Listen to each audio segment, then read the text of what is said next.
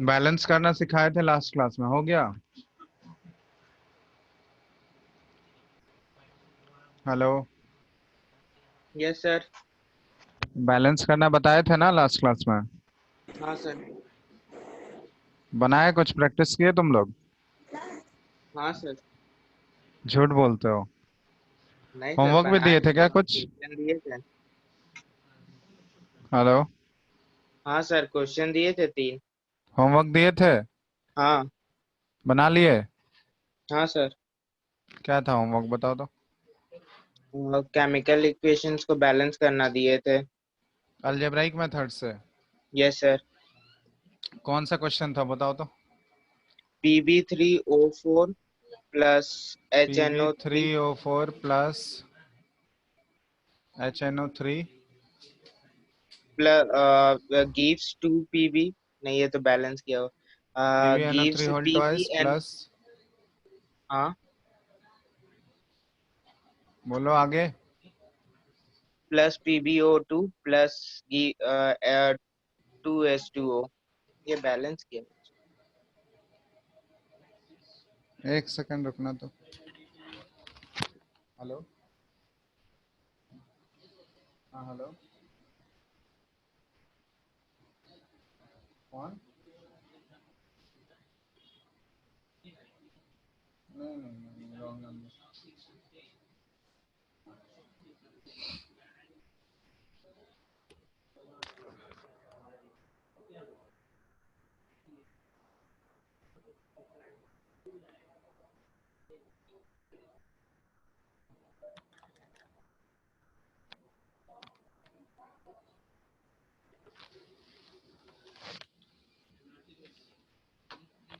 हाँ बोलो।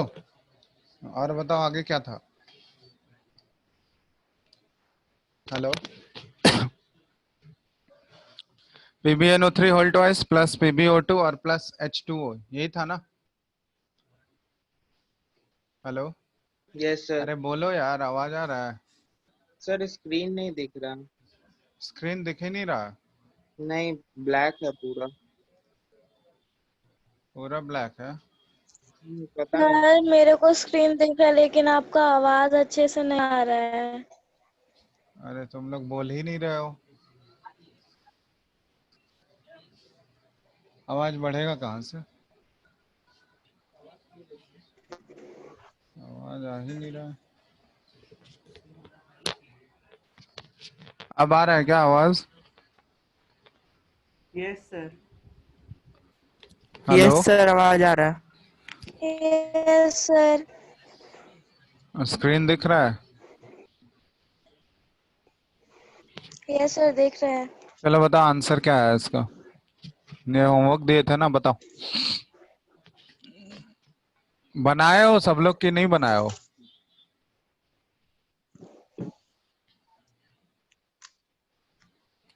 अरे बनाए हो हाँ या नहीं, बोलो तो एटलीस्ट।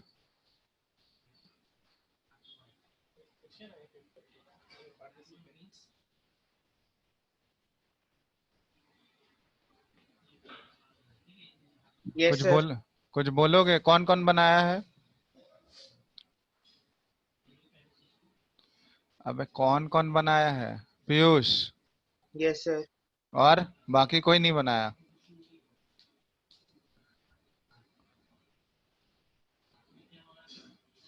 समीर?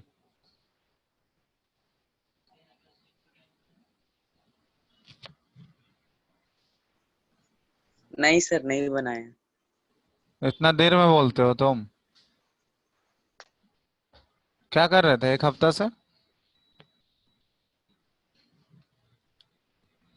तो सार बनाया है। और बनाए बाकी लोग? आवाज नहीं आता। और बाकी लोग कोई नहीं बनाया? बनेगा या नहीं बनेगा? हेलो। एक 5 मिनट दे रहे हैं, अभी ट्राई करो तो। सबके पास 5 मिनट है, जल्दी से ट्राई करके बताओ आंसर क्या आएगा इसका। जो जो बना लिया है ठीक है, जो जो नहीं नहीं बनाया 5 मिनट है, बनाओ जल्दी। सुन रहे हो? Yes sir. हाँ बनाओ जल्दी, 5 मिनट्स के अंदर बना के बताओ आंसर।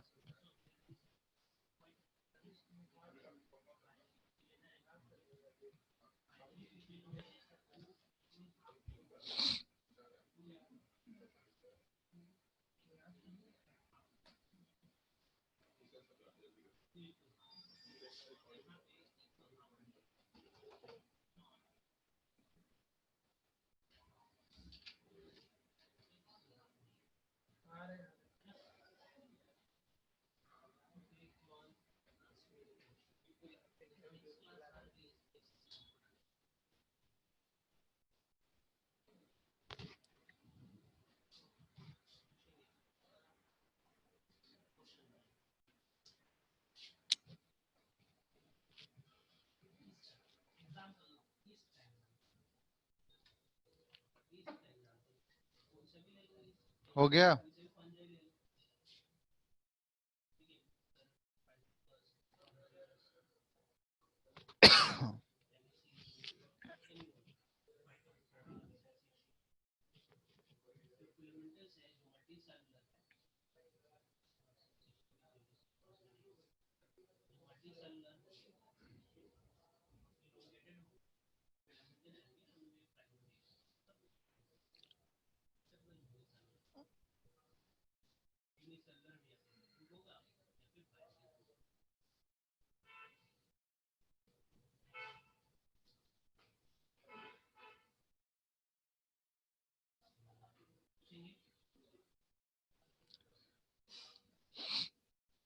हो गया क्या किसी से? कौन से मेथड से बना रहे हो तुम लोग? हेलो? से algebraic method. हाँ, अलजेब्राइक मेथड से। Yes. किसी का नहीं हुआ है अभी तक?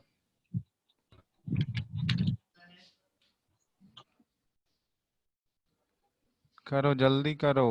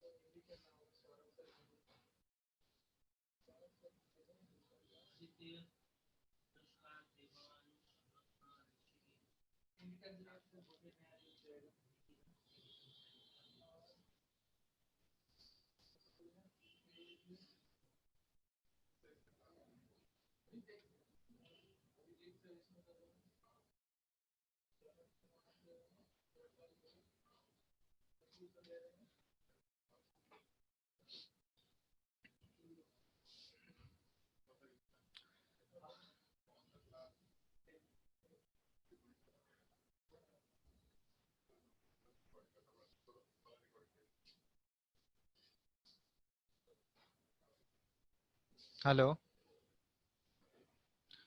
अरे, कोई बना लिया क्या?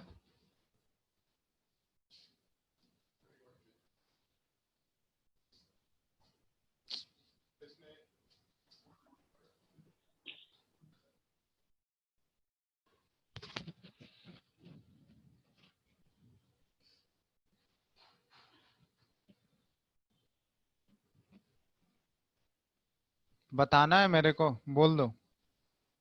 सर आ गया। आ गया? क्या आया बताओ आंसर। PB3O4 हाँ, +4HNO3। अच्छा, यहाँ पे है वो। क्या है PB3O4 के पहले? PB3 सर वो तो बैलेंस है। अच्छा, 1। और 4HNO3 4HNO3 2PB। 2PbNO3 2। फिर उसके बाद 2H2O और सब बैलेंस। ये यहाँ पे 1 ही होगा और हाँ यहाँ पे 2H2। 2H2O। सबका आ गया, ये चेक कर लो, ये Yes. करेक्ट है। जिस जो जो सॉल्व कर लियो ये मैच कर लो इसके साथ।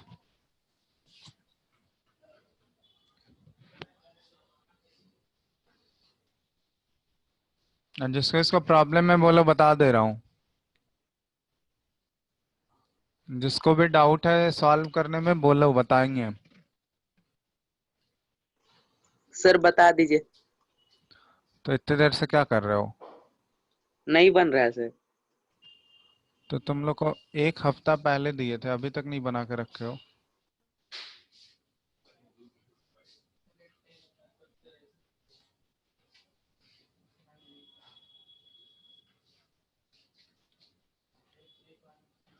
बताना है, किसको किसको बताना है, बोलो। हाँ सर बता दीजिए। बता दे रहे हैं, चलो ठीक है। अलजेब्राइक मेथड जो लास्ट क्लास में बताए थे वो याद है कि नहीं?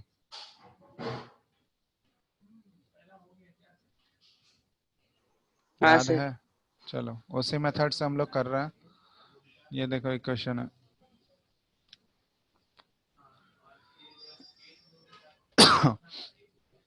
चलो अब यहाँ पे देखो,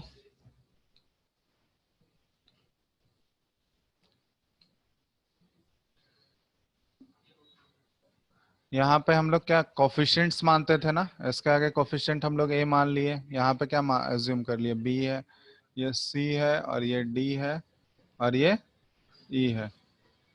ठीक है, ऐसे ही करते थे, बोलते ही जाना तुम लोग। अब यहाँ पे देखो हमको बैलेंस करना है, तो बैलेंस करने के लिए नंबर ऑफ एटम्स क्या होना चाहिए, दोनों एंड पे इक्वल होना चाहिए। प्रोडक्ट साइड में जितना है रिएक्टेंट साइड में भी उतना ही नंबर ऑफ एटम्स होने चाहिए हर एक एलिमेंट का। तो सबसे पहले हम लोग कर रहे हैं, हर एक एलिमेंट को बैलेंस करेंगे, नंबर ऑफ एटम्स सेम होना चाहिए on the reactant side and on the product side. तो सबसे पहले हम लोग फॉर पीबी कर रहे हैं। लेड के लिए इक्वेशन क्या बनेगा बताओ? रिएक्टेंट साइड में कितना लेड है? 3a है। प्रोडक्ट साइड में कितना होगा, बोलते जाओ तो।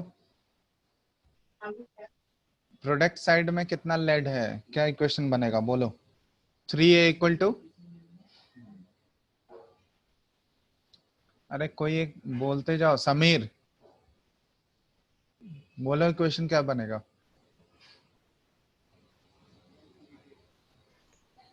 3a is equal to PB C plus D, C C plus plus D. D. हाँ सर। हाँ, ये पहला इक्वेशन मान लेते हैं हम लोग। चलो ये पीबी के लिए, और तो नहीं है पीबी, बैलेंस हो गया ना दोनों साइड, ये इक्वेशन बनेगा। चलो ऑक्सीजन के लिए बताओ, ऑक्सीजन के लिए क्या इक्वेशन बनेगा? Sir 4a 4a plus plus 3b plus 3b equal to 6c 6c plus 2d plus 2 e 2d plus e। e। ठीक है, हाइड्रोजन के लिए बताओ। Sir b plus e। b plus e का है, sorry sir, b is equal to e। b is equal to 2e ना। 2e, हाँ 2, हाँ 2e। हाँ, नाइट्रोजन के लिए बताओ। Nitrogen b is equal to b equal to 2। b is equal to बोल रहे हैं सर, b इज हाँ, equal b to equal to क्या? 2c। 2c। बस उतना ही। बस, और कुछ? चलो नहीं। टोटल यही 4 इक्वेशन आ गया सबके लिए, सारा एलिमेंट कवर हो गया ना, और कुछ बचा क्या? पीबी भी हो गया, ऑक्सीजन भी हो गया, हाइड्रोजन, नाइट्रोजन, सारा हो गया। ठीक है, ये 4 इक्वेशंस आ गए, अब इनको हमको सॉल्व करना है। तो यहाँ पे बताए थे वैसा वैल्यू को तुमको 1 एज्यूम करना है जिससे कैलकुलेशन एकदम आसान हो जाए। तो यहाँ पे देखो a को 1 अगर पुट करोगे तो a बहुत जगह इन्वॉल्व है, तो ये उससे कोई फर्क नहीं पड़ेगा, उससे आसानी से नहीं निकलेगा। इसलिए हम लोग क्या कर रहे हैं, यहाँ पे e को 1 एज्यूम कर लेते हैं। Let e equal to 1। ठीक है, अगर e को 1 एज्यूम करेंगे तो देखो तो सारे वैल्यूज आ सकते हैं क्या हमको? e को 1 एज्यूम करोगे तो b का वैल्यू क्या हो जाएगा बताओ? b क्या हो जाएगा? हाँ। टू हो जाएगा। सर b 2 इज हाँ 2 इंटू 1 ये हो गया 2। अब b का वैल्यू अगर 2 हो गया तो c का वैल्यू कितना हो जाएगा बताओ तो। 1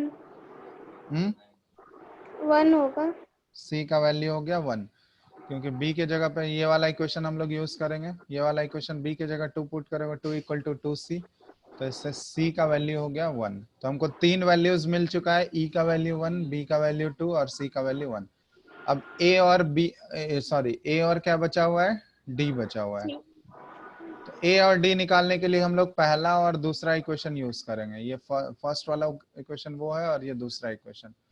तब देखो पहले वाले इक्वेशन से 3a इक्वल टू c का वैल्यू आया है मेरा 1 और प्लस d, तो इसको इक्वेशन के फॉर्म में लिखोगे तो 3a minus D equal to ये 1। एक इक्वेशन ये आ गया पहले वाले से। अब ऑक्सीजन वाला अगर यूज करेंगे, ऑक्सीजन वाला देखो क्या है, ऑक्सीजन वाला यहाँ पे लिख रहे हैं हम लोग कि 4a plus 3b equal to 6c plus 2d plus e। तो यहाँ पे सारे वैल्यूज पुट करो, जो जो वैल्यू हमको पता है। 4a a नहीं पता है, b का वैल्यू है 1, b का वैल्यू है 2, तो 3 इंटू 2 क्या हो जाएगा, ये 6 हो जाएगा। और c का वैल्यू है 1, तो 6 इंटू 1 या 6 ही होगा, प्लस 2d नहीं पता है, e का वैल्यू है 1। तब यहाँ से इसको सिंप्लीफाई करोगे, ये इक्वेशन सॉल्व करोगे तो कितना आ रहा है देखो, 6 तो कैंसिल आउट हो जाएगा दोनों साइड। 2d को इधर ले आते हैं हम लोग, तो 4a minus 2d equal to क्या बच गया, 1 बच गया। आ गया, देख लो। हेलो, दो इक्वेशन मिल गया ना हमको। यहाँ पे देखो एक इक्वेशन ये आया है 3a minus D equal to 1 और दूसरा इक्वेशन आया 4a minus 2d equal to 1। तो 3a minus D equal to 1 और 4a minus 2d equal to 1। अब इन दोनों को सॉल्व करके लीनियर इक्वेशन सॉल्व किया हो ना तुम लोग, दो वेरिएबल वाला। हेलो, हाँ सर।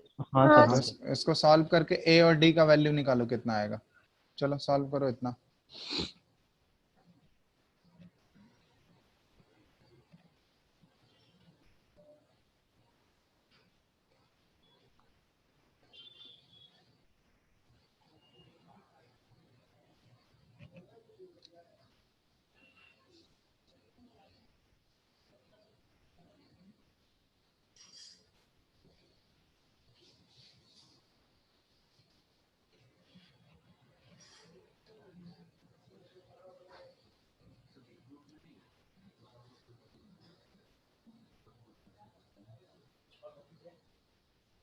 कितना आया,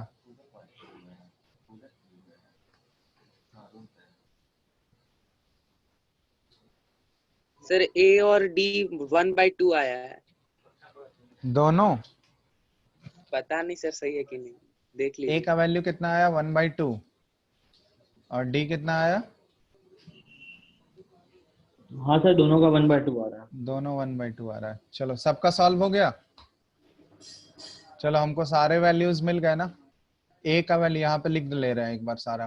a का वैल्यू आ गया 1/2, b का वैल्यू कितना आया था बताओ, 1 या 2 था, b का 2 था। b का 2 था। चलो यहाँ पे लिख रहे हैं सारे वैल्यूज एक जगह पे। c का वैल्यू कितना आया है, c कितना, c 1 आया। d कितना आया है 1/2। e कितना है, e को तो 1 एज्यूम किए थे। अब देखो इसमें बताया गया था कि सारा वैल्यूज तुम्हारा एटम का जितना भी नंबर है वो सब होल नंबर में होना चाहिए। फ्रैक्शन में हो सकता है क्या, हो सकता है फ्रैक्शन में? नहीं सर। नहीं हो सकता है। तो इन सभी वैल्यूज को हमको होल नंबर में बदलना होगा, मतलब सारे वैल्यूज तुम्हारे होल नंबर में होने चाहिए। तो इसको होल नंबर में बदलने के लिए यहाँ पे दो वैल्यूज फ्रैक्शन में आ रहा है, a का वैल्यू हाफ आ रहा है और d का वैल्यू हाफ आ रहा है। उसके अलावा तो बाकी होल नंबर में है। तो सारे को होल नंबर में बदलने के लिए क्या क्या करना होगा, बताए थे कि जो फ्रैक्शन वाला वैल्यू आ रहा है उसका एलसीएम लोगे और उसको उस सारे नंबर में उससे मल्टीप्लाई कर दोगे। उस जो एलसीएम आ रहा है उससे डिनोमिनेटर का एलसीएम लेना है और जो एलसीएम आएगा उससे सारे नंबर में मल्टीप्लाई कर दोगे। तो एलसीएम क्या आएगा 1/2 और 1/2, तो 2 का एलसीएम नीचे 2 ही है ना, तो एलसीएम क्या आ जाएगा 2 आएगा एलसीएम। 2 ही आएगा। तो सभी नंबर को अगर हम लोग 2 से मल्टीप्लाई कर दें तो देखो तो आ जाएगा क्या सिंपलेस्ट होल नंबर में। हाँ आ रहा है। हाँ तो आ जाएगा। तो इसको मल्टीप्लाई करके देखो क्या आ रहा है। 1/2 ए इंटू का 2 1 आ करोगे, रहा है, a का 1 हो ए गया। का 1 आ रहा है, b का बी का वैल्यू कितना 4 4 b कितना हो जाएगा 2 इंटू 2 करेंगे तो 4 4 4। c का वैल्यू 2 2, 2 d का वैल्यू 1 1 1 और e का ई वैल्यू। का 2। 2 चलो अब पुट कर दो इक्वेशन में। a किसके आगे था Pb3O4 के आगे, तो 1 Pb3O4। b था HNO3 के आगे तो 4 HNO3, ये था ना। और c किसके आगे था Pb3 2 PbNO3 whole twice plus d था 1 PbO2 और प्लस E2H2। तो ये हो गया बैलेंस इक्वेशन।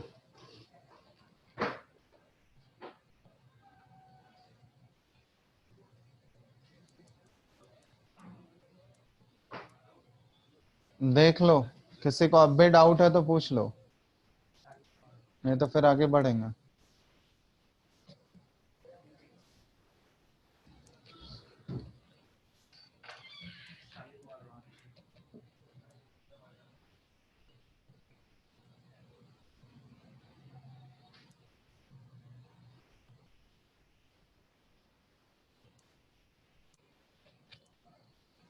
हो गया, नोट कर लिए सब लोग।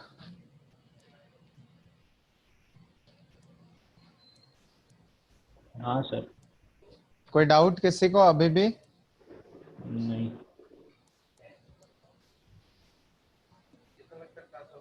अरे किसी को डाउट है अभी भी? नहीं सर।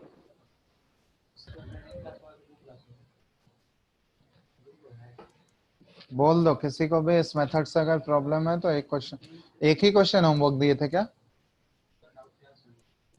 सर 2 और था। और था होमवर्क? कौन कौन सा था ये देख लो एक बार। इसमें कोई डाउट है किसी को? डाउट नहीं है तो फिर आगे बताएंगे।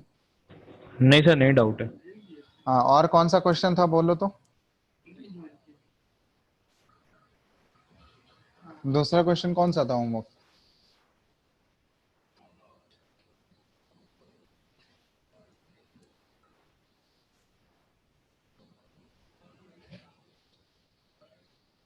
अरे बताओ यार, कोई कौन सा क्वेश्चन था होमवर्क?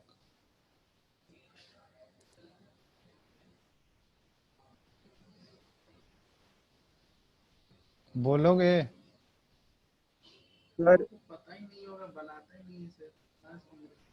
HCl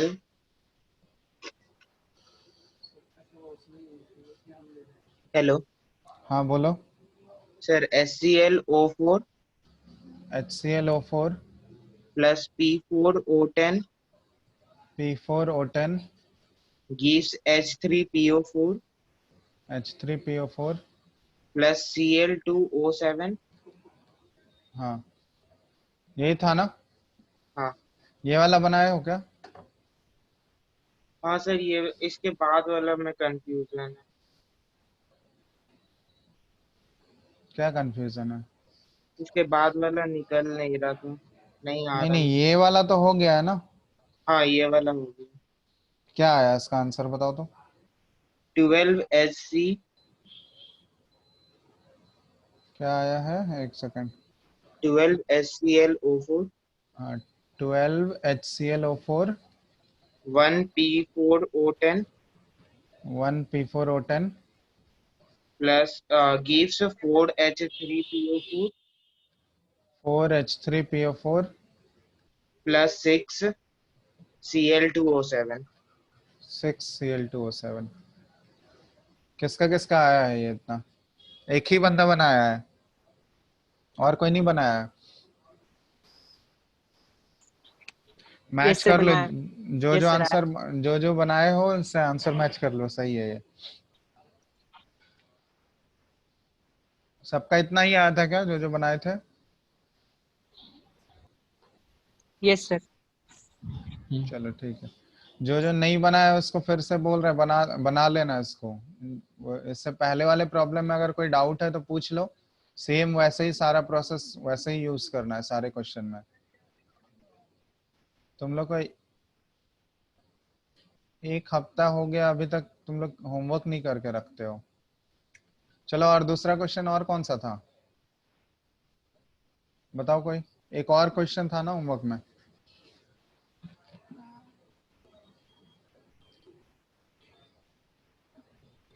सर FeSO4 हाँ, FeSO4 plus HNO3 plus HNO3 plus H2SO4 plus H2SO4 gives FeSO4 whole 3 FeSO4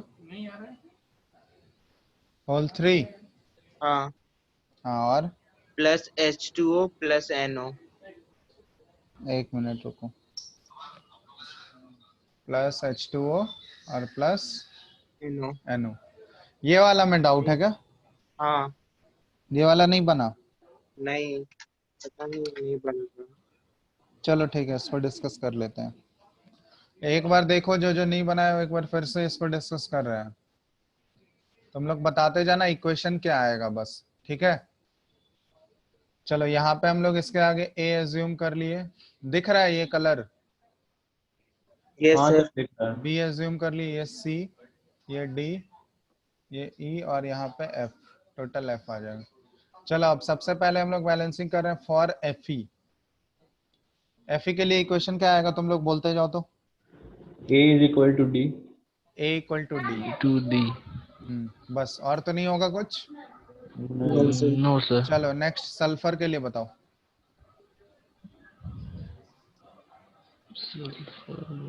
sulphur के लिए क्या लोगे?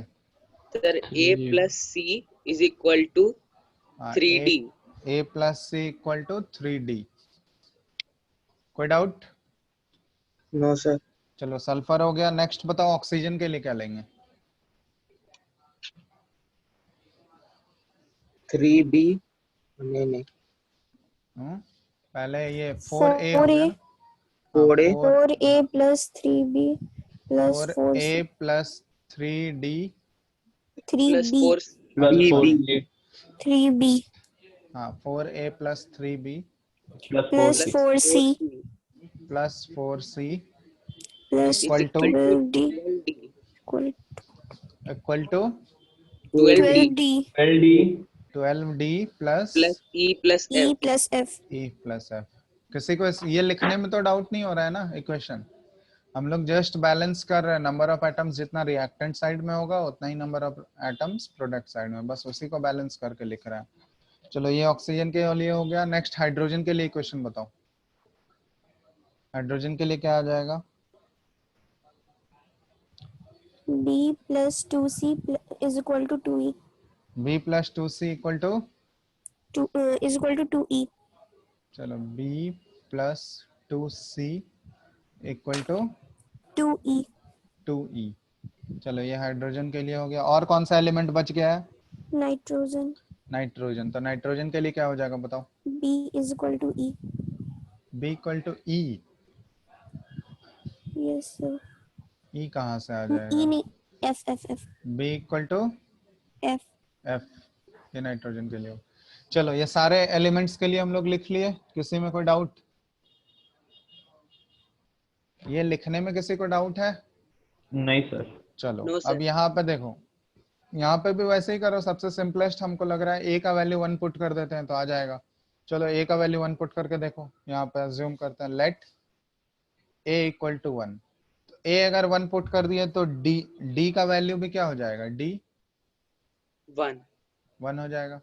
अब डी 1 हो गया, अब क्या निकाल सकते हैं हम लोग? सर ये C वाला इक्वेशन में पुट करो तो सी का वैल्यू निकल जाएगा क्या? यहाँ पे सर हम पुट 2। कर रहे हैं, देखो यहाँ पे पुट कर रहे हैं। ए का वैल्यू है 1, सी का वैल्यू निकालना है और डी का वैल्यू भी 1 है। तो सी का वैल्यू कितना आ गया यहाँ से? 2 आ गया। सी का वैल्यू 2, बोलो।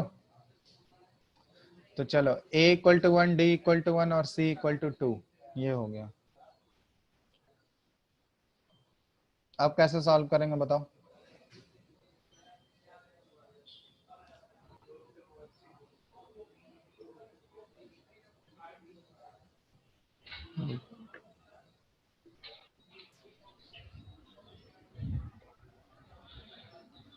बोलो, और कौन सा इक्वेशन में हम लोग पुट कर सकते हैं?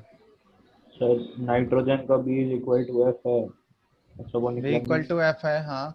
B निकला नहीं है, B निकला नहीं है। H वो हाइड्रोजन का इक्वेशन यूज करेंगे, फोर्थ वाला। हाँ, हाइड्रोजन का इक्वेशन यूज करो। यहाँ से देखो हम लोग बी को ई के टर्म में निकाल सकते हैं। देखो यहाँ पे बी निकालना है ना हमको, बी प्लस 2c, तो c का वैल्यू कितना आ गया है? c का वैल्यू कितना आया है? 2 आया है ना, टू है, 4 हो जाएगा। 2 इंटू 2 इधर 4 हो जाएगा। और e का वैल्यू, चलो e के टर्म में, e का वैल्यू नहीं पता है हमको, चलो इसको e के टर्म में ही रहने देते हैं, 2e। तो ये कितना आ गया? b plus 4 equal to 2e आ गया। ठीक है, अब इसको पुट करो यहाँ पे, ये वाले इक्वेशन में सब्स्टिट्यूट करो। तो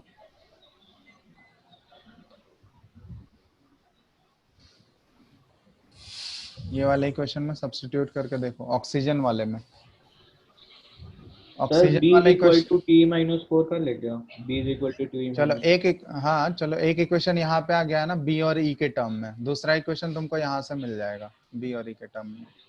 देख लो, हम लोग ऑक्सीजन वाला इक्वेशन लिख रहे हैं। ऑक्सीजन वाला इक्वेशन क्या है बताओ तो? यहाँ पे 4a plus 3b plus 4c equal to 12d plus E plus F, यही वाला इक्वेशन था।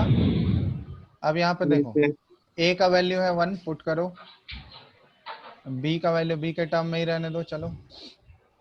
और यहाँ पे हम लोग 4c है, c का वैल्यू तो आ चुका है ना, 4 इंटू 2, और d का वैल्यू भी 1 है, तो 12 इंटू 1, e के टर्म में ही रहने देते हैं, चलो e।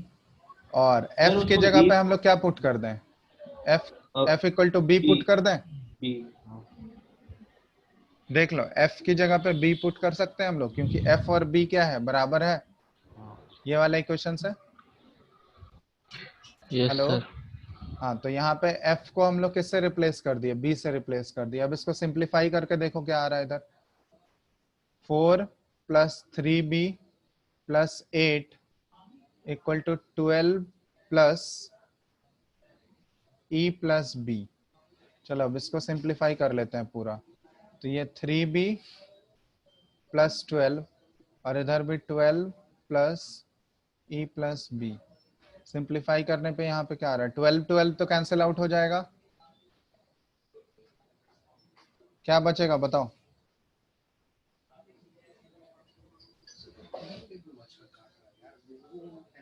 To be equal to ई बच गया क्या? हाँ सर। बी को इस साइड ले आओगे, यहाँ पे देखो कर दे रहे हैं एक स्टेप, हम लोग बी को इधर ले आए तो ये आ गया, और 12 12 तो कैंसिल आउट हो जाएगा दोनों साइड, तो ये ई बच जाएगा, तो 2b इक्वल टू क्या आ गया? ई आ गया। हो गया यहाँ यस तक? सर। किसी को कोई डाउट? 2b इक्वल टू ई आ गया। अब यहाँ पे पुट कर दो 2b इक्वल टू ई, तो ई को यहाँ से हम लोग लिख सकते हैं b is equal to E by 2।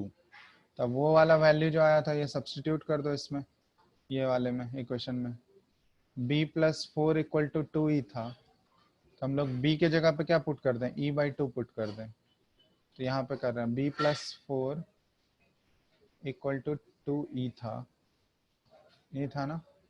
अब b के जगह पे हम लोग पुट कर दिए e by 2 plus 4 equal to 2e। Solve करो, e का वैल्यू कितना आ रहा है बताओ?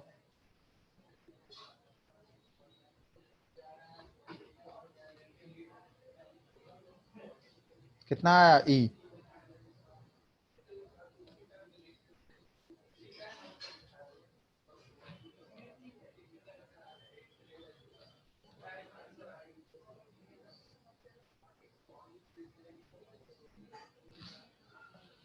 अरे बताओ यार जल्दी, ई कितना आया? अब ये सब भी सॉल्व करना सिखाएंगे क्या? आवाज आ रही है? हेलो, हाँ सर। कितना है बताओ जल्दी, ये क्या है, इसमें इतना टाइम क्यों लगा रहे हो?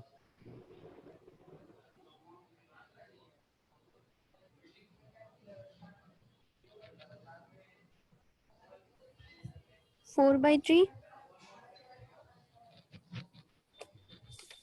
सर, हाँ बोलो। Sir 4 E by is 3 equals to 3/4. अरे यार तुम लोग मतलब 2e minus E by two कर दोगे ना और इक्वल टू 4 हो जाएगा। तो ये 3e/2 आ गया 4। तो e का वैल्यू 8/3 होगा ना।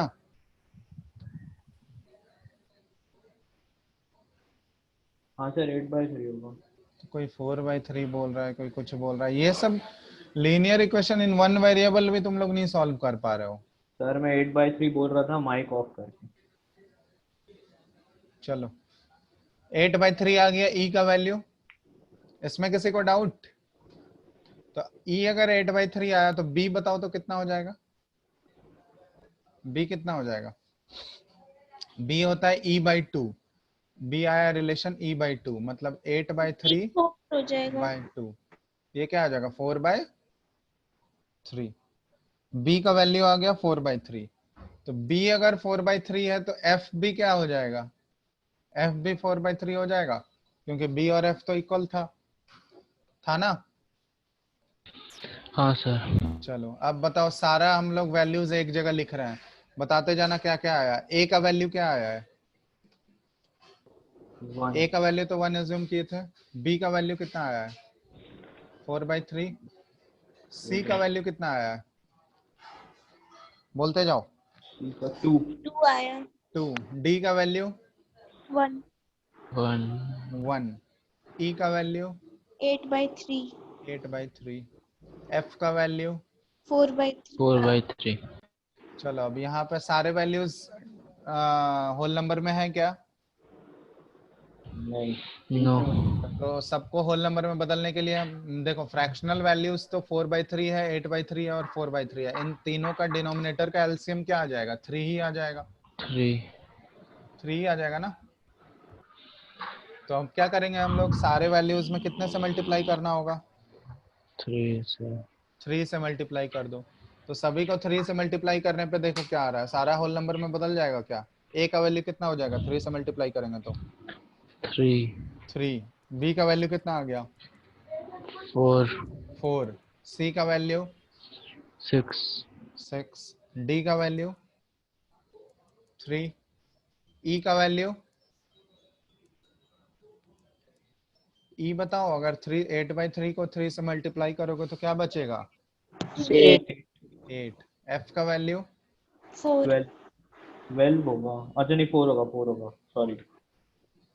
तो ये अब सिंपलेस्ट होल नंबर रेशियो आ गया, सारा सिंपलेस्ट फॉर्म में है। देखो और तो कुछ कॉमन नहीं आ सकता है ना उन सभी वैल्यूज में?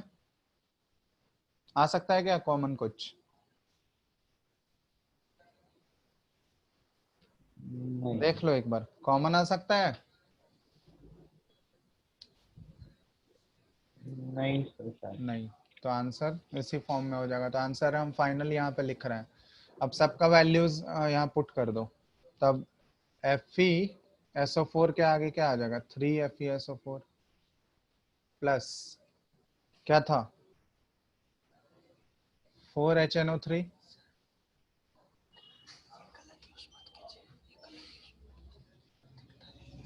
अच्छा 4HNO3 और 6H2SO4। दिख रहा है ना सबको? हाँ सर। स्क्रीन देखने में तो कोई प्रॉब्लम नहीं हो रहा है? नहीं सर, नहीं सर। हाँ 6H2SO4 और आगे बताओ तो क्या बच जाएगा? D किसके आगे था? FeSO4 whole thrice plus 8H2O और प्लस 4NO। देख यही हो जाएगा फाइनल इक्वेशन।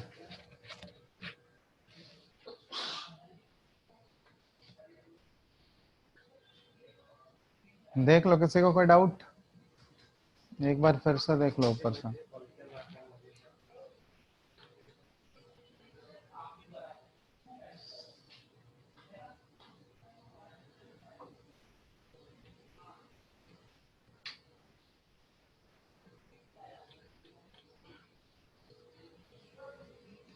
लिख लिए सब लोग?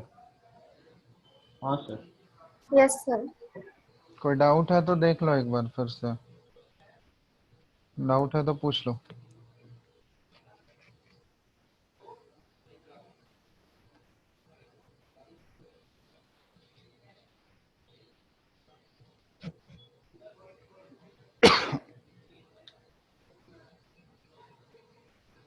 हो गया? हो जाएगा ना बैलेंसिंग? हाँ सर। किसको डाउट था इस क्वेश्चन में? क्लियर हो गया? Yes sir. कहाँ पे गलती कर रहे थे? सर मेरा जो है 6FeSO4 प्लस 2HNO3 आ रहा था, पता नहीं। कैलकुलेशन मिस्टेक किए होगे उसमें। इक्वेशन सही से लिखा करो, इक्वेशन सही लिखोगे उस बस, उसके बाद तो सॉल्व भी करना है, लीनियर इक्वेशन टाइप का आ जाएगा तुम्हारा। ठीक है, कोई डाउट नहीं ना है? अब देख लो तो आगे बढ़ेंगे नेक्स्ट टॉपिक में।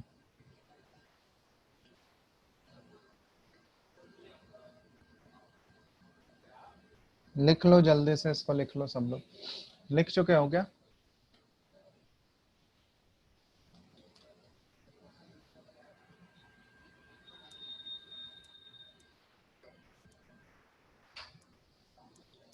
हेलो, लिख लोगे तो बोलना है। हाँ सर लिख लिया सर। हो गया सारा? हाँ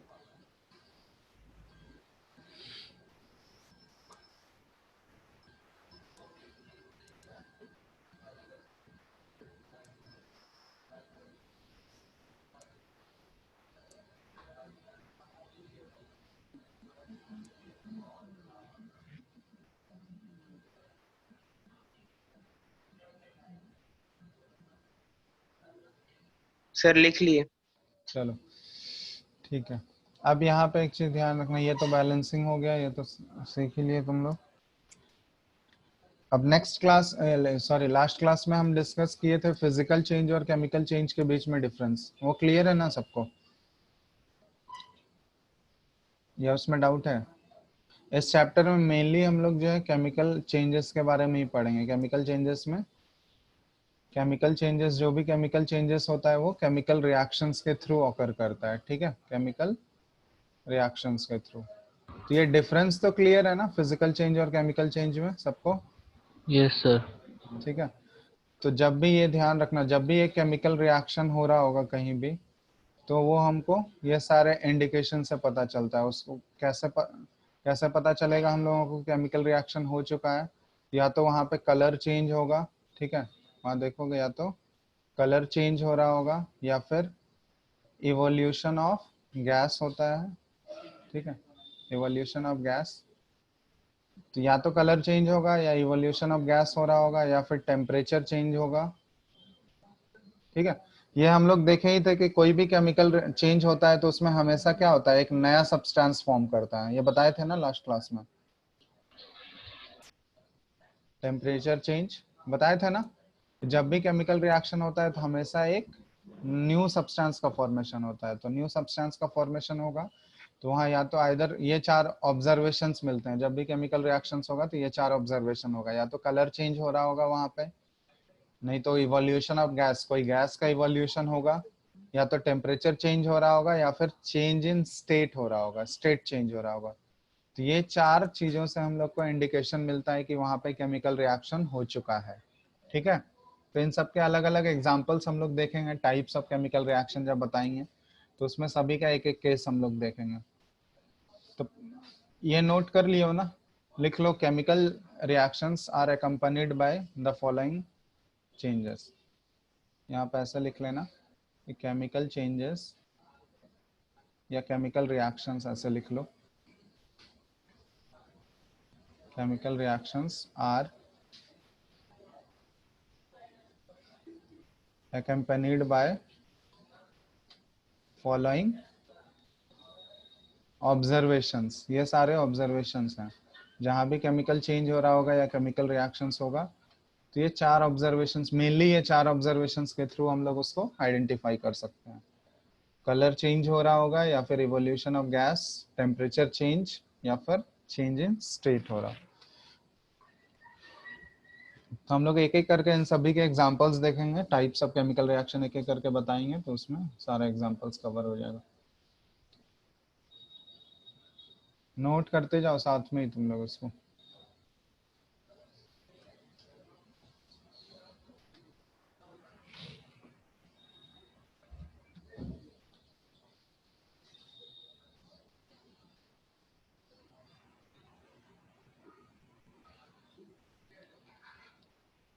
हो जाएगा नोट तो बोलते जाना।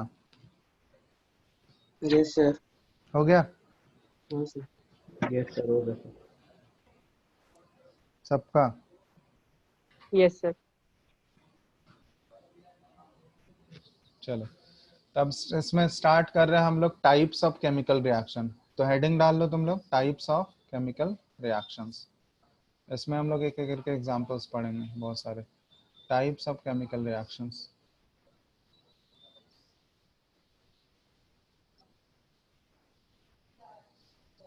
इसमें टोटल हम लोग पढ़ेंगे बहुत सारे टाइप्स ऑफ केमिकल रिएक्शन, तो एक एक करके सब लोग स्टार्ट कर रहे हैं हम लोग, एक एक करके सारे types.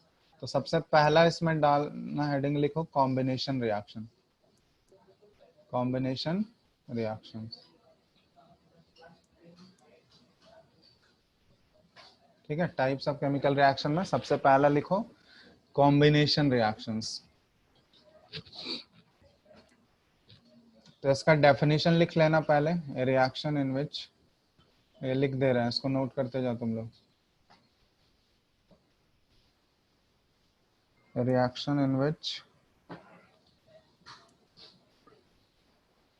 a single product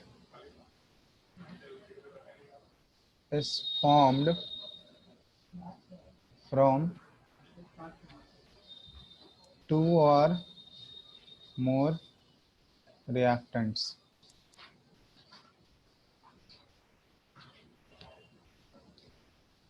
is known as combination reaction.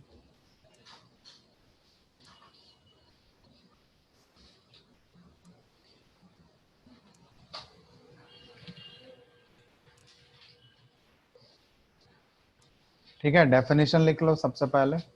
Reaction in which a single product is formed from 2 or more reactants is known as combination reaction.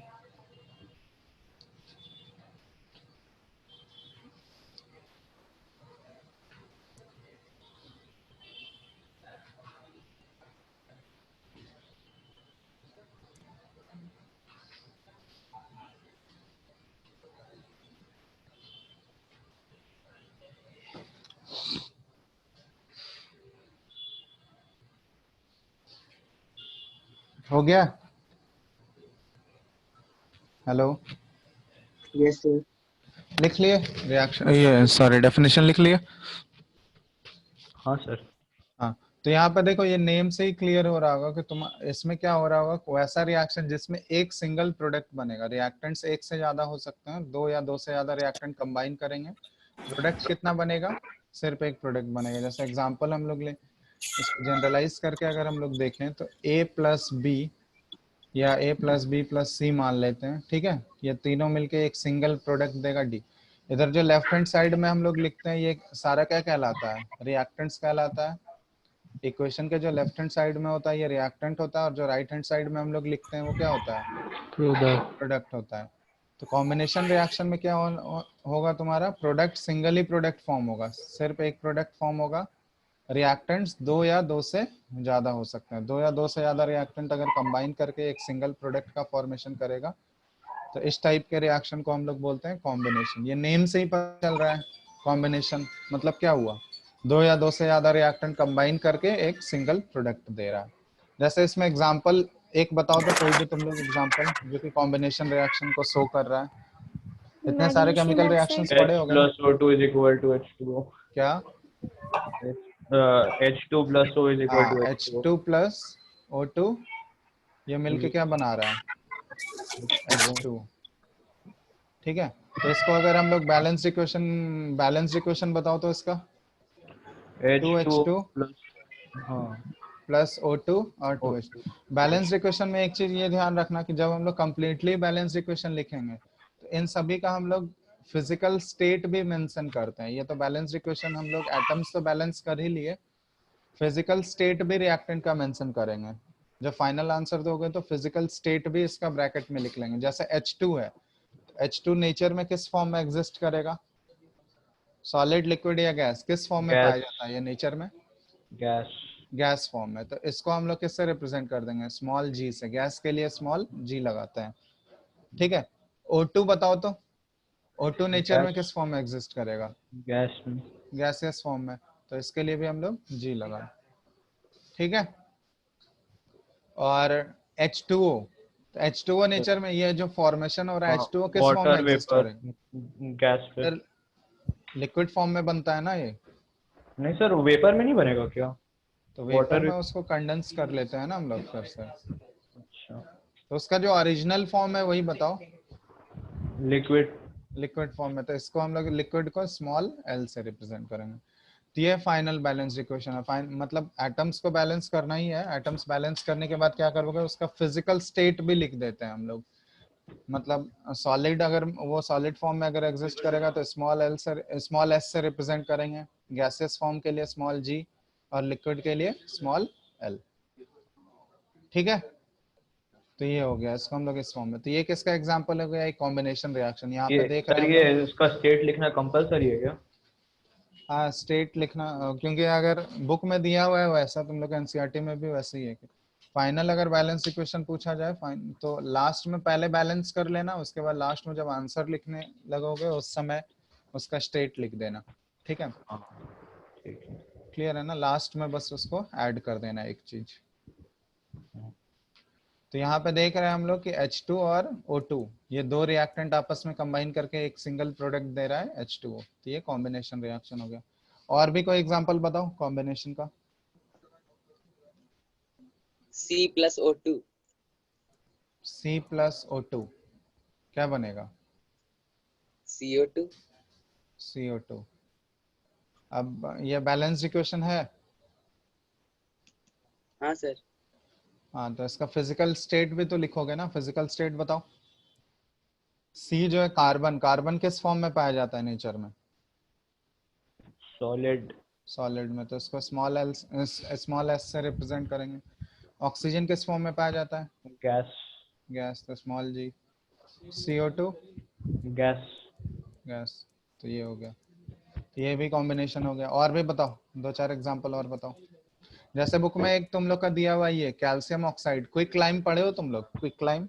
हाँ हाँ, तो ये CaO कैल्शियम ऑक्साइड, इसी को हम लोग क्विक लाइम बोलते हैं। तो इस क्विक लाइम को अगर हम लोग वाटर में मिलाएंगे तो यहाँ पे देखोगे क्या फॉर्मेशन होता है, CaOH होल ट्वाइस। ये स्लेग्ड लाइम का फॉर्मेशन होता है। ये CaO किसका फॉर्मूला हो गया, ये क्विक लाइम हो गया।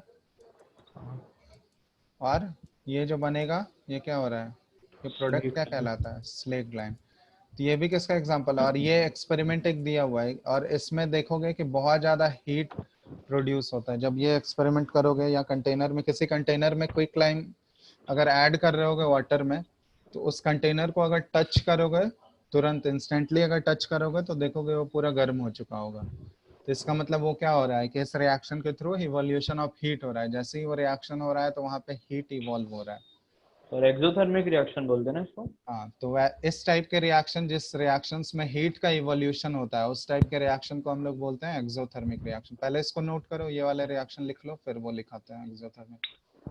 क्विक लाइम का फॉर्मूला CaO कैल्शियम ऑक्साइड होता है, इसको वाटर में मिक्स किया हम लोग। जैसे ही वाटर में ऐड करोगे तो स्लेग लाइम प्लस बहुत ज्यादा हीट का फॉर्मेशन होता है वहाँ। वो पूरा apparatus या जिस कंटेनर में कर रहे होगे वो पूरा गर्म हो जाएगा इंस्टेंटली। ठीक है, तो यहाँ पे देखो ये किस टाइप का एग्जांपल हो गया, कॉम्बिनेशन, दो रिएक्टेंट आपस में कंबाइन करके एक सिंगल प्रोडक्ट दे रहा तो स्टेट क्या रहेगा है। स्टेट लिख लो, सॉलिड लिक्विड लिक्विड। ये सॉलिड में रहता है, H2O लिक्विड में रहेगा। और ये CaOH होल ट्वाइस, इसको देखो वाटर में जब भी कोई सब्सटेंस को मिक्स करते हैं तो उसका सॉल्यूशन बनेगा, उसको एक्वस फॉर्म हम लोग यूज करते हैं। क्या यूज करते हैं? अच्छा AQ। AQ क्या डिनोट करता है? Aqueous state. ठीक है, बहुत जगह देखोगे AQ लिखा हुआ है। AQ मतलब क्या होता है? Aqueous state. मतलब किसी भी सब्सटेंस का अगर वाटर में हम लोग सॉल्यूशन बना रहे हैं तो उसको क्या बोलते हैं हम लोग? कौन सा स्टेट से रिप्रेजेंट करेंगे? एक्वस। AQ से डिनोट करते हैं उसको। ठीक है, तो यहाँ पे AQ लिख लेना।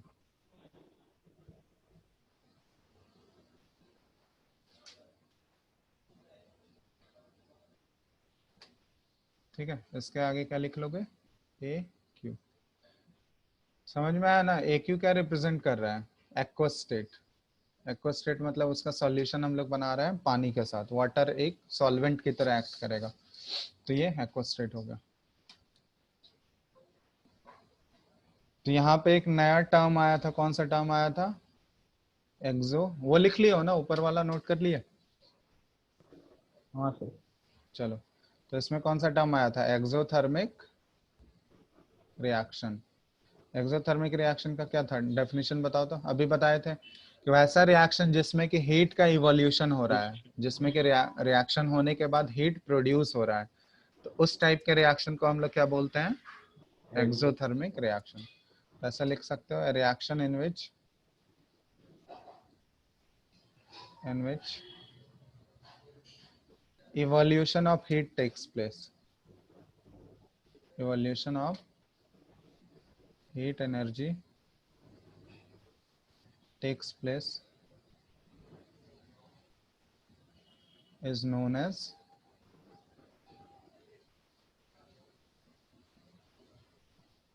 exothermic reaction.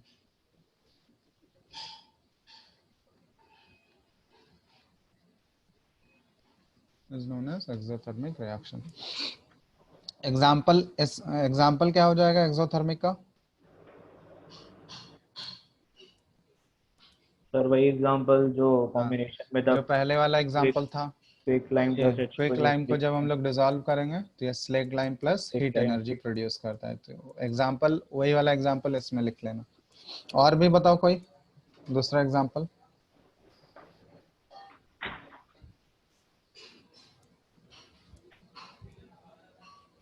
एक्सोथर्मिक का, जैसे मान लो किसी भी ऑर्गेनिक सब्सटेंस को हम लोग या हाइड्रोकार्बन को अगर हम लोग ऑक्सीजन में बर्न करते हैं, जैसे मीथेन गैस। मीथेन का फॉर्मूला पढ़े हो तुम लोग? मीथेन गैस सुने हो? हाँ सर। क्या होता है फॉर्मूला बताओ तो। वो याद नहीं सर। CH4 नहीं, CH4 नहीं होता। हाँ, CH4 मीथेन CH4 गैस होता होता है। है। हाँ, अच्छा सही था। चलो ठीक है। मीथेन गैस को अगर हम लोग ऑक्सीजन के प्रेजेंस में बर्न करें, बर्निंग ऑफ नेचुरल गैस इसको बोलते हैं। मीथेन गैस को नेचुरल गैस भी बोला जाता है। नेचुरल गैस का मेन कंस्टिट्यूएंट मीथेन ही होता है। तो इसको अगर, ये हाइड्रोकार्बन भी है, कार्बन और हाइड्रोजन से मिलकर बना हुआ है, तो इसको अगर हम लोग ऑक्सीजन में बर्न करेंगे तो बताओ तो क्या क्या प्रोडक्ट फॉर्म करता है?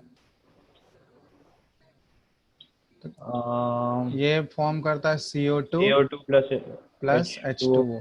और यहाँ भी बहुत ज्यादा हीट प्रोड्यूस होता है। ठीक है, बहुत ज्यादा हीट प्रोड्यूस हो रहा है।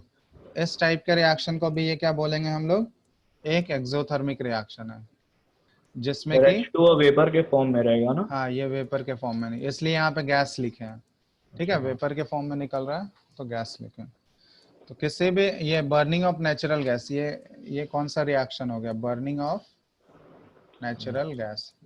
क्योंकि नेचुरल गैस का मेन कंस्टिट्यूएंट मीथेन ही होता है, जिसका फॉर्मूला CH4 होता है। तो नेचुरल गैस को अगर हम लोग ऑक्सीजन के प्रेजेंस में बर्न कर रहे हैं तो बर्न करने पे प्रोडक्ट क्या क्या मिलता है? CO2 मिलता है। CO2 गैस इवॉल्व होगा, वाटर वेपर इवॉल्व होता है और बहुत ही large quantity of heat produce होता है। ठीक है, तो ये भी एक्सोथर्मिक रिएक्शन का एग्जांपल में हम लोग लिख सकते हैं इसको। तो वैसा रिएक्शन, कोई भी रिएक्शन जिसमें कि इवोल्यूशन ऑफ हीट एनर्जी हो रहा होगा, उस टाइप के रिएक्शन को हम लोग बोलते हैं एक्सोथर्मिक रिएक्शन। ठीक है, तो नोट करते जाओ इसको। सर वो रिस्पिरेशन वाला जो होता है वो वाला एक बार एक्सप्लेन करिएगा ना। हाँ, रेस्पिरेशन में क्या होता है बताओ? रेस्पिरेशन में भी, रेस्पिरेशन इक्वेशन भी जो है वो एक्सोथर्मिक हो सकता है। क्योंकि उसमें भी तो हीट एनर्जी इवॉल्व होता है ना, एनर्जी का इवोल्यूशन होता है वहां भी। तो रेस्पिरेशन में क्या किस सब्सटेंस का ब्रेकडाउन होता है बताओ?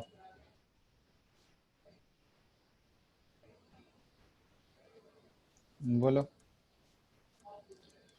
ग्लूकोज का ब्रेकडाउन होता है ना, ग्लूकोज ब्रेकडाउन होके CO2 प्लस H2O में ब्रेक होता है। पढ़े हो वो वाला इक्वेशन? C6H2, ग्लूकोज का फॉर्मूला क्या होता है? C6H12 H12 O6 O6। तो ये ग्लूकोज का ब्रेकडाउन किसके प्रेजेंस में होता है रेस्पिरेशन में? ऑक्सीजन के प्रेजेंस में। O2 के प्रेजेंस में ये क्या ब्रेकडाउन होके क्या प्रोडक्ट देगा बताओ? CO2 प्लस H2O और प्लस यहाँ पे हीट एनर्जी रिलीज होगा। एनर्जी। हीट या एनर्जी ही लिख लो, जो हमारे बॉडी में एनर्जी मिलता है वो ग्लूकोज के ही ब्रेकडाउन से मिलता है। यहाँ भी एनर्जी का इवोल्यूशन हो रहा है, तो एनर्जी का इवोल्यूशन हो रहा है तो इसको भी हम लोग एक्सोथर्मिक रिएक्शन बोल सकते हैं। ठीक है, तो C6H12O6 ये ग्लूकोज का ब्रेकडाउन हो रहा है किसके प्रेजेंस में? ये है कौन सा कंपाउंड है? ग्लूकोज है। ग्लूकोज का ब्रेकडाउन हो रहा है ऑक्सीजन के प्रेजेंस में। प्रोडक्ट क्या क्या बन रहा है? CO2 plus H2O plus energy release हो रहा है। ठीक है, तो ये रेस्पिरेशन है, ये भी एक एक्सोथर्मिक रिएक्शन का एग्जांपल हो गया। सर ग्लूकोज किस फॉर्म में रहेगा? एक्सोथर्मिक रिएक्शन क्या बोल रहे हो? सर ग्लूकोज कौन से स्टेट में रहेगा, कौन से फॉर्म में रहेगा? ये हमारे बॉडी के अंदर है ना, तो ये फ्लूइड के फॉर्म में ही रहेगा। तो वाटर भी है तो एक्वस स्टेट हम लोग ले लेंगे। अच्छा, फिर ऑक्सीजन भी उसी फॉर्म में रहेगा ना? हाँ, बॉडी में तो ऑक्सीजन भी तो डिजॉल्व ही फॉर्म में रहेगा हाँ ना। डिजॉल्व्ड है ना। हाँ तो सबको वही सारे डिजॉल्व फॉर्म में ही है, तो सबका एक्वस स्टेट ही ले लेंगे हम लोग, क्योंकि वो सारे हमारे बॉडी में डिजॉल्व ही हैं। और वाटर किस फॉर्म में रह जाएगा? वो तो लिक्विड फॉर्म में रहेगा। लिक्विड फॉर्म में। ठीक है, समझ में आ रहा है ना ये क्यों एक्वस ले रहे हैं यहाँ पे? क्योंकि वो बॉडी में डिजॉल्व फॉर्म में है, तो वाटर के साथ ऑब्वियसली डिजॉल्व रहेगा, तो इसलिए एक्वस फॉर्म है। तो रेस्पिरेशन का इक्वेशन ये ध्यान रखना, ये बैलेंस है क्या? रेस्पिरेशन का इक्वेशन बैलेंस कर लो तो इसको, ये वाला बताए थे। बैलेंस इक्वेशन बताओ इसका क्या आएगा?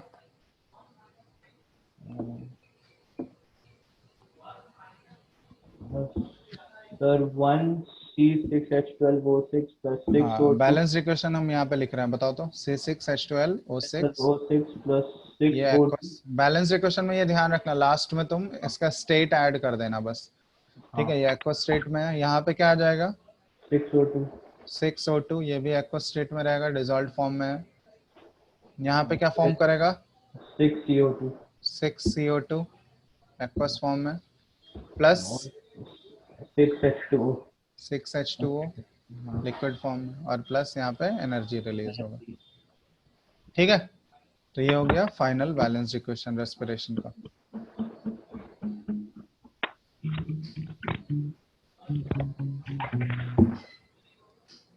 क्लियर है? इसमें नोट करते जाना सब, ये लिखते जाओ सारे एग्जांपल्स। एग्जाम्पल सबका एटलीस्ट 2-3 एग्जाम्पल याद रखना हर एक टाइप के रिएक्शन का। ठीक है, जब भी डेफिनेशन अगर पूछा जाए तो एग्जाम्पल के साथ लिखना। जैसे कॉम्बिनेशन रिएक्शन डिफाइन करने बोला जाए तो पहले स्टेटमेंट लिखोगे, उसके बाद उसका एक एग्जाम्पल भी लिख देना। ठीक है ना?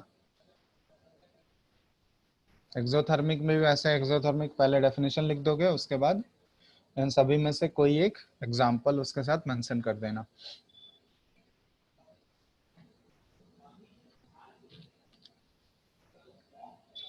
नोट कर लिए क्या? Yes sir. हो गया? एनसीईआरटी बुक है ना सबके पास? लिए हो कि नहीं बुक? हाँ सर लिए। हाँ, तो एक बार एनसीईआरटी से तुम लोग इसको रीड करके रखोगे आगे का पोर्शन। ठीक है? हेलो, ठीक है सर। स्कूल में हो गया है क्या ये चैप्टर कंप्लीट? नहीं पता सर, मैं नहीं गया था सर इस स्कूल में तो मेटल नॉन मेटल तक हो गया है। तो ये वाला चैप्टर तो हो गया होगा ना? सर लेकिन अच्छा से पढ़ाई नहीं हुआ है ना। तुम लोग घर पे करते क्या हो फिर? खुद से नहीं पढ़ सकते हो? एनसीईआरटी तो एटलीस्ट रीडिंग मारो, उतना भी टाइम नहीं मिलता है।